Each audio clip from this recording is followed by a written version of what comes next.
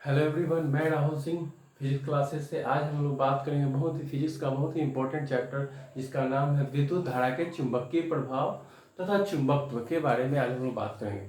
सबसे पहले basic points हम लोग जानेंगे कि आखिर चुंबक होता क्या है। ठीक, बेसिक जो आप 10th में पढ़ चुके हैं। तो वह पदार्थ या वस्तु जो अपने चारों ओर चुंबकीय क्षेत्र उत्पन्न करते हैं। ठीक, अपने चारों ओर जहां तक उसका एरिया होगा वो कवर करेगा। जैसे आप यहाँ पे चुंबक रख दो और अगर निकेल या लोहे का कोई भी पॉइंट इसको अगर इस तरह से घुमाओगे तो जहां तक एरिया होगा उसका इस चुंबकीय क्षेत्र का वो उसको कवर करेगा, उसको और अपनी ओर आकर्षित करने का काम करेगा।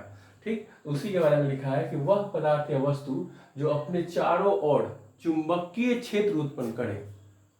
ठीक, यह चुंबकीय क्षेत्र जो होता है वो क्या होता है, अदृश्य होता है। ऐसा होता नहीं कि आप देख सकते हो उसको, अदृश्य होता है। ठीक, किंतु यही चुंबकीय क्षेत्र उस बल के लिए जिसके तरफ डायरेक्शन, जिस तरफ बल लग रहा है, इसके डायरेक्शन में फोर्स लगेगा, उस बल के लिए उत्तरदायी है जो अन्य चुंबकों को आकर्षित या प्रतिकर्षित करते हैं एवं साथ ही लोह चुंबकीय पदार्थों को आकर्षित करते हैं। ठीक, अब लोह चुंबकीय पदार्थ क्या है आप तो जानते हो। लोह चुंबकीय पदार्थ वैसा चुंबकीय पदार्थ है जो अपनी ओर आकर्षित करने का काम करता है। लोह चुंबकीय जैसे लोहा, स्टील आदि। जैसे चुंबक जो होता है वो अब लोहा और स्टील को अपनी ओर, निकेल को अपनी ओर आकर्षित करने का काम करता है, तो उसे हम क्या बोलते हैं, लोह चुंबकीय पदार्थ करते हैं। ठीक, और एक बात बता दें आपको कि यहाँ पे जो चुंबक का जो हम बात किए, चुंबक के बारे में और कुछ थोड़ा सा और आगे जानेंगे तो आपको एक और बात बताते हैं कि क्या चुंबक के केवल एक ध्रुव का स्वतंत्र अस्तित्व संभव है। सिर्फ एक ध्रुव का। क्या, फिर से मैं क्वेश्चन करता हूं, क्या चुंबक के केवल एक ध्रुव का स्वतंत्र अस्तित्व संभव है? नहीं, ये कभी नहीं हो सकता है, क्योंकि इसके दो ध्रुव होते हैं। आपको मालूम है कि इसके कितने होते हैं, दो ध्रुव, नॉर्थ और साउथ। इसके दो टुकड़े भी कर देते हो आप तो भी ये नॉर्थ साउथ ही बताएंगे। जैसे हमने यहाँ पे लिखा है नॉर्थ साउथ, ये आपका दो है। अगर हम इसको यहां से तोड़ भी दे, इसको यहां से अलग भी कर दें तो भी ये आपका क्या बताएगा, नॉर्थ साउथ ही बताएगा। ठीक है, अगर इसके टुकड़े भी कर दो तो भी नॉर्थ साउथ ही बताएगा। ठीक, चलिए ये छोटा सा पॉइंट था। ठीक है, अब बात करते हैं चुंबक के बाद चुंबकीय क्षेत्र के बारे में कि चुंबकीय क्षेत्र हमारा है क्या। तो आपको बता दें कि चुंबकीय क्षेत्र जो होता है वो एक सदिश राशि है। ठीक, डायरेक्शन के साथ साथ मैग्नीट्यूड भी बताता है। चुंबकीय पदार्थों, कैसे कहेंगे, चुंबकीय पदार्थों या विद्युत धारा के चुंबकीय प्रभाव, चुंबकीय पदार्थों या विद्युत धारा के चुंबकीय प्रभाव के द्वारा चुंबकीय क्षेत्र जो उत्पन्न होगा, चुंबकीय क्षेत्र जो उत्पन्न होगा या प्रकट होता है वो क्या कहलाता है, चुंबकीय क्षेत्र कहलाता है।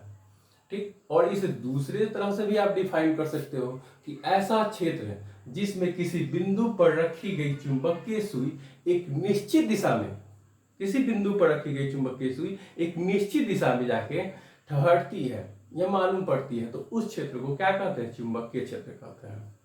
ठीक, फिर एक और तरह से आप दूसरे, मतलब इसको कई तरीके से आप डिफाइन कर सकते हो। कैसे कि किसी चुंबक के चारों ओर का वह क्षेत्र, ये चुंबक हुआ आपका, इसके चारों ओर का वह क्षेत्र जिसमें किसी चुंबकीय सुई पर एक बल आघूर्ण आरोपित होता है, जिसके कारण वह घूमकर किसी एक निश्चित दिशा में जाकर ठहरता है।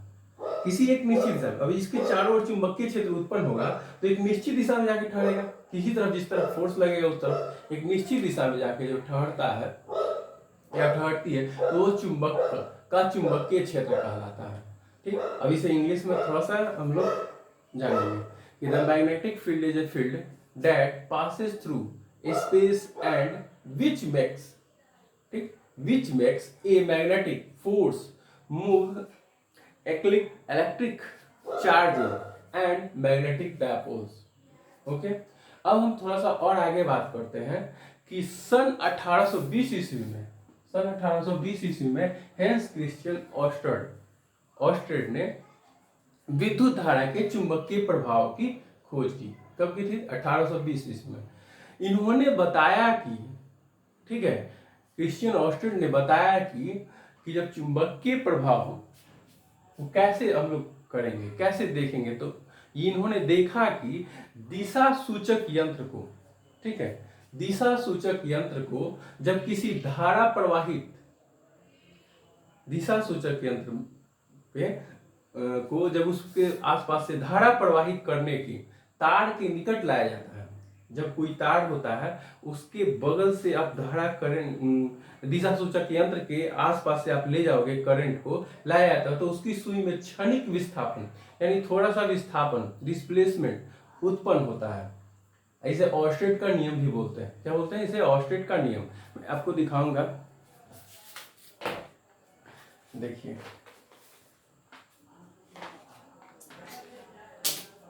ठीक, ये आपका बैटरी एलिमिनेटर है जिसको हम इसमें करंट दे दिया। इस एलिमिनेटर को, इसमें से जब आप इस स्विच को, ये वोल्टेज है आपका, ये ऑफ ऑन है, ये आपका प्लस माइनस डायरेक्शन देगा, तार एक पॉजिटिव से जोड़ दिया और एक निगेटिव से।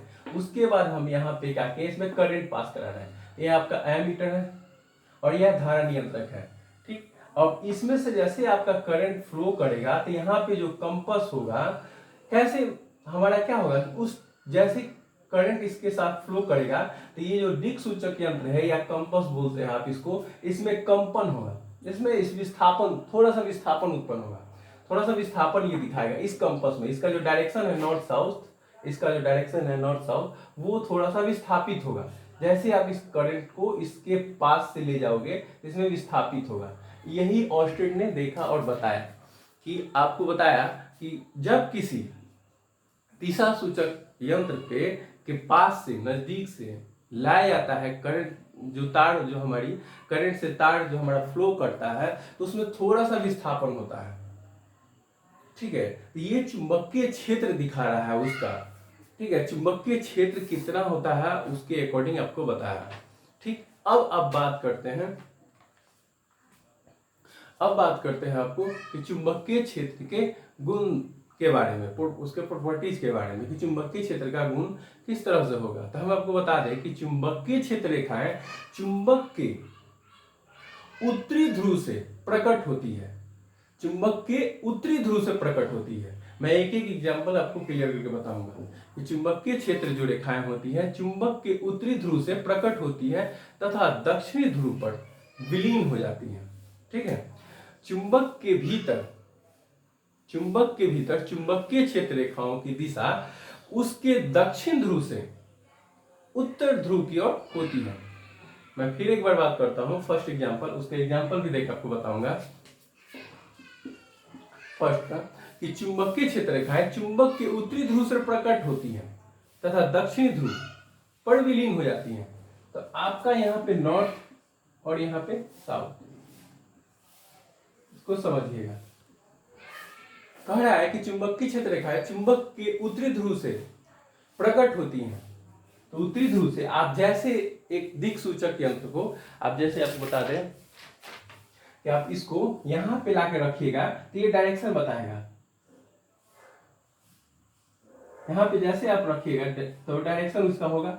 फिर यहां पे लाके रखिएगा दिक् सूची यंत्र को, इसको, इस पॉइंट वाले को यहां पे फिर रखिएगा तो फिर थोड़ा सा और बताएगा, थोड़ा सा और मूव करेगा, थोड़ा डिस्प्लेसमेंट होगा इसमें जैसे जैसे आगे बढ़ेगा। तो आपका किधर से बढ़ रहा है? नॉर्थ साउथ से, दक्षिण की तरफ से नहीं होता है। तो आपका इधर से बढ़ते हुए आपका इधर को जाएगा, ये आपका धीरे धीरे धीरे धीरे साउथ की तरफ जाके विलीन हो जाएगा, ठीक। आप ऐसे प्रैक्टिकली करके आप देख सकते हो। चलो अब आगे बात करते हैं कि चुंबकीय क्षेत्र रेखाएं बंद वक्र का निर्माण करती हैं। चुंबकीय क्षेत्र जो होती है वो बंद वक्र का निर्माण करती हैं जिसका कोई आदि या अंत नहीं होता है, जिसका कोई आदि या अंत नहीं होता है, ठीक है। तो दूसरा एग्जांपल है, बोला है कि चुंबकीय क्षेत्र बंद वक्र का निर्माण करती है। ये आपको क्लोज लूप हुआ, जैसे आप इधर बढ़ेगा तो फिर नॉर्थ साउथ से ऐसे नॉर्थ से गया साउथ की तरफ जाके विलीन हो गया। फिर दूसरा बनेगा इधर इसी तरह, ये आपका दूसरा एग्जाम्पल, इसी को बता दिया आपको। फिर इधर से भी देखोगे आप तो ऐसे होगा, ठीक है।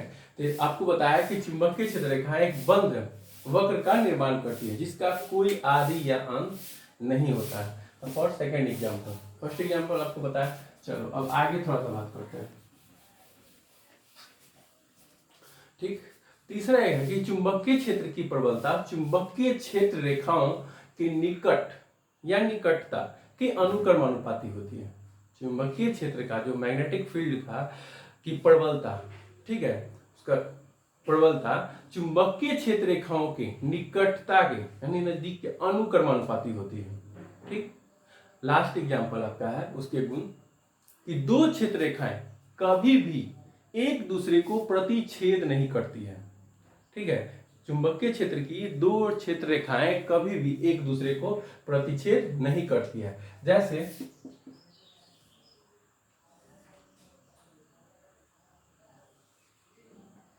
यहां पे आप काट दिए, ठीक है, तो आप जैसे आप यहां पे काटोगे तो एक दूसरे को प्रतिच्छेद नहीं करती है। क्यों? तो आपको दिखाते हैं कि जैसे आप यहाँ पे डायरेक्शन दीजिएगा तो एक का डायरेक्शन इधर होगा नॉर्थ साउथ का, दूसरा डायरेक्शन इधर होगा, ठीक है, दोनों अलग अलग डायरेक्शन होगा, जबकि ऐसा संभव नहीं है। यदि वे ऐसा करे तो इसका अर्थ होगा कि जो प्रतिच्छेद हो रहा है आपका प्रतिच्छेद बिंदु पर दिक्सूची यंत्र को रखिएगा आप यहाँ पे दिक्सूची यंत्र को, यानी जो कंपास होगा उसको आप रखिएगा, तो इस पॉइंट पे थोड़ा थोड़ा बताएगा आपको, ठीक से बना देते हैं। यहां पे आप रख के देखिएगा इसको, नॉर्थ साउथ,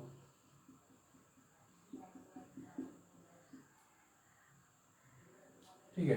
यहाँ पे दिक्सूची यंत्र को जैसे आप रखिएगा तो उसमें क्या होता है कि प्रतिच्छेद बिंदु पर दिक्सूची को रखने पर उसके सुई यानी दिक्सूची के सुई दो दिशाओं की ओर संकेत करेंगे, दो दिशाओं की ओर संकेत करेंगे, जो संभव आपका नहीं है। यहाँ पे रखिएगा तो एक तो डायरेक्शन ये होगा और दूसरा डायरेक्शन इस पॉइंट पे रखिएगा, इस पे इसके अकॉर्डिंग, फिर इसको उठा के यहाँ रखिएगा तो क्या होगा, दो डायरेक्शन बताएगा, दो डायरेक्शन बताया है, जो कि ऐसा संभव नहीं है।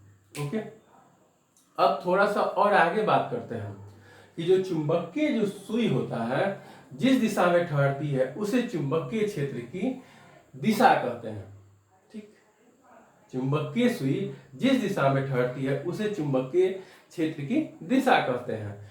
यह आपको बताया है कि यह एक सदिश राशि है और इसे चुंबकीय क्षेत्र को आप इसे बी से सूचित करते हो, किससे सूचित करते हो, बी से, चलो बी से सूचित करते हैं। और इसका ऐसा यूनिट जो होता है वेबर बाय मीटर स्क्वायर होता है, वेबर बाय मीटर स्क्वायर ऐसा यूनिट,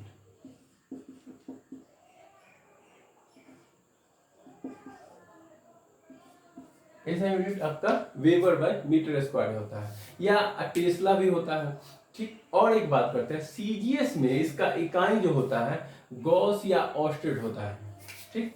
सीजीएस इकाई